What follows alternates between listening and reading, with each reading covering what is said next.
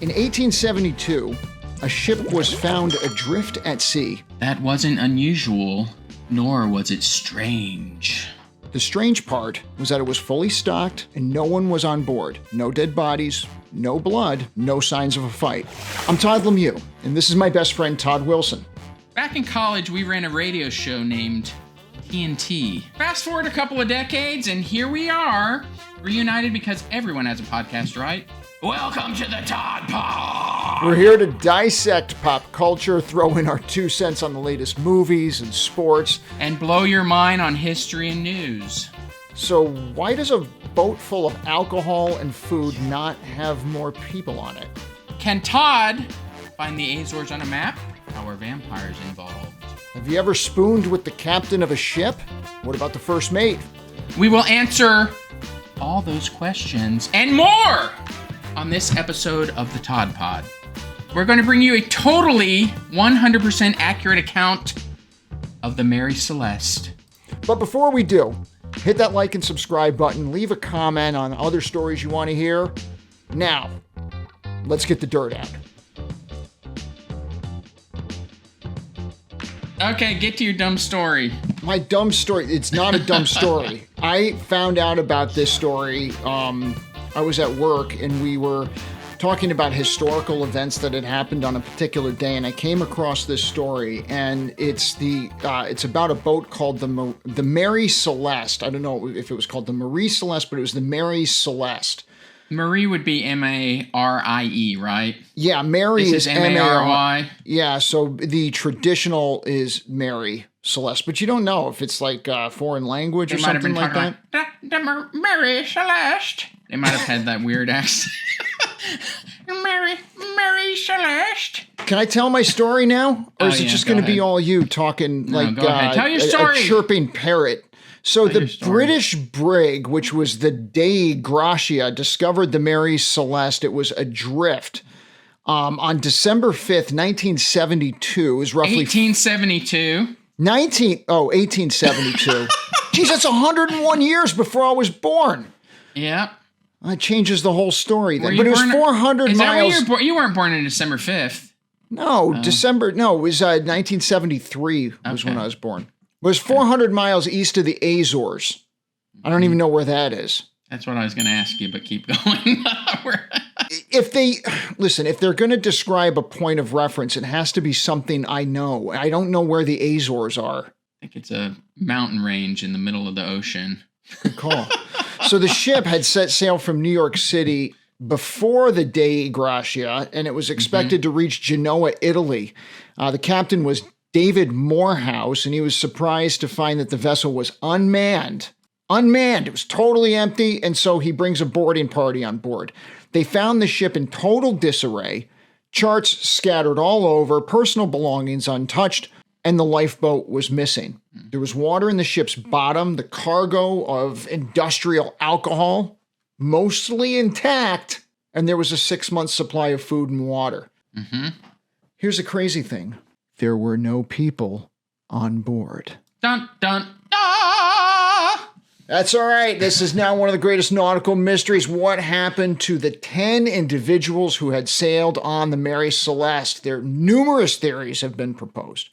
We've got, what do you think the theories are here? Well, there was a ghost.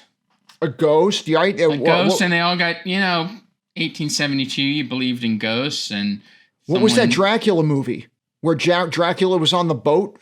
What was that one called? I remember that one. It just came out. Oh, yeah, the boat Dracula. Dracula on a boat, right? There was that one. Yeah, he was buried in his own dirt on the boat. Is that the one you're talking about? Bermuda Triangle, is that near the Azores? Yeah, I guess. And that's where Dracula lives, right? In the Bermuda Triangle. I feel like I had a medical procedure on an Azore once. Yeah, I think you did. It's in your brain. Anyway, tons of different theories cropped out because sensational journalists at the time wanted to make this thing going. And so Arthur Conan Doyle, in 1884, 12 years later, wrote a short story. And it was a movie in 1935. Oh, yeah, it was a movie in the 1870s. I remember that one. That was a good one. Starred Jack Nicholson and other people. Okay, go.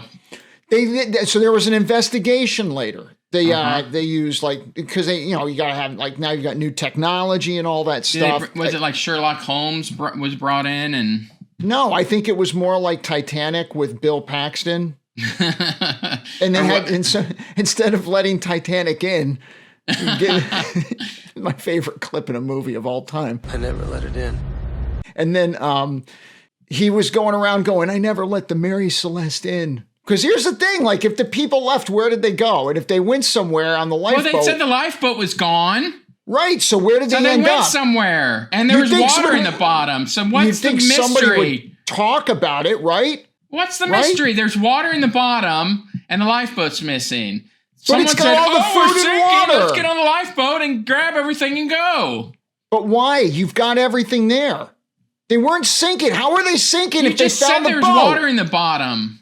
But the boat was still floating when they found it. Well, it wasn't going to, so people were thinking ahead. They weren't. Like you should have done before you picked this story. I was thinking ahead. This is a good story. It is a good story. I like it. The captain of the Mary Celeste was Benjamin Spooner Briggs. Mm-hmm. Yeah, I knew that. For some reason, I think if they did a movie today, Jake Gyllenhaal would play Captain Benjamin Spooner Briggs. And he would grab the first mate and he'd be like, I just can't quit you. That would be a good casting. Jake Gyllenhaal. And that's why he was called Spooner. The movie would just be Spooner. The story. Oh my God. Spooner Briggs. But he was there with his family, so he couldn't spoon with the crew.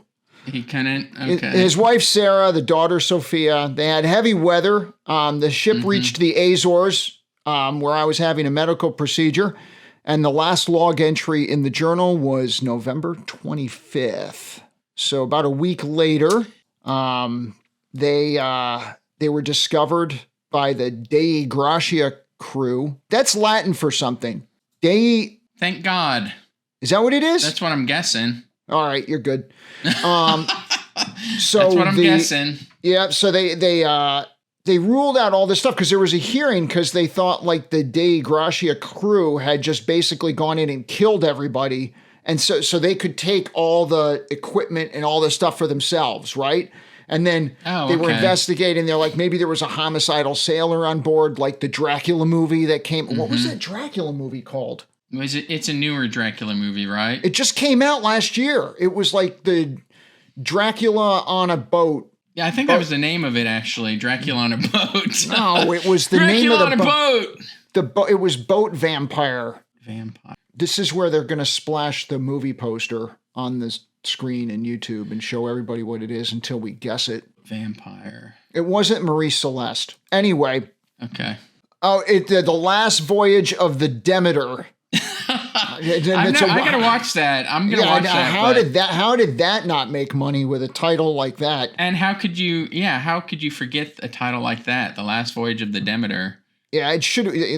Oh wow. Okay. It should have been. It should have been The Last Voyage of Spooner Briggs, and then people would have gone to see it. Maybe Spooner Briggs was the Dracula. Yeah.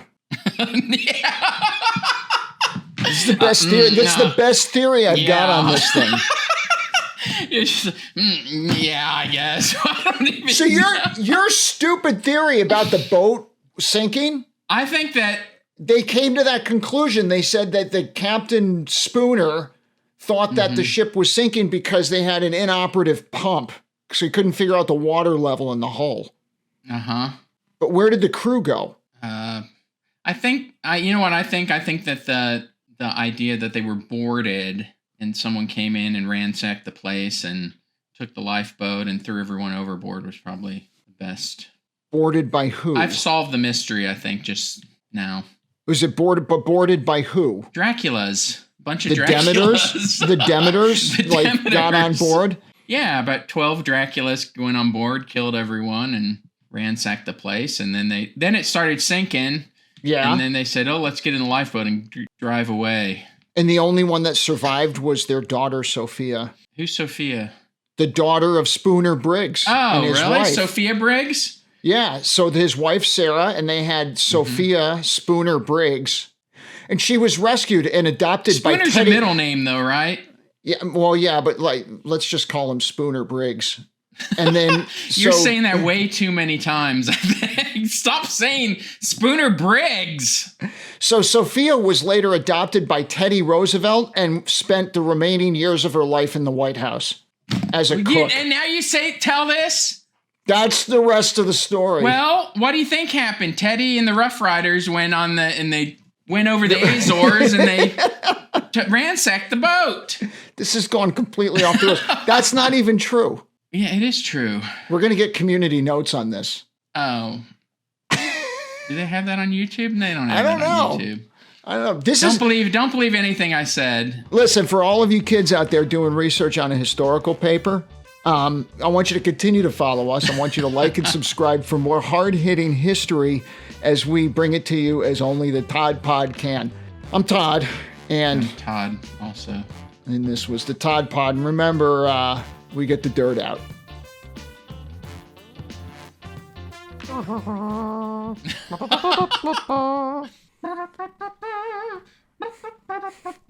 It's a Todd Pod. It's a Todd Pod. It's a Todd Pod.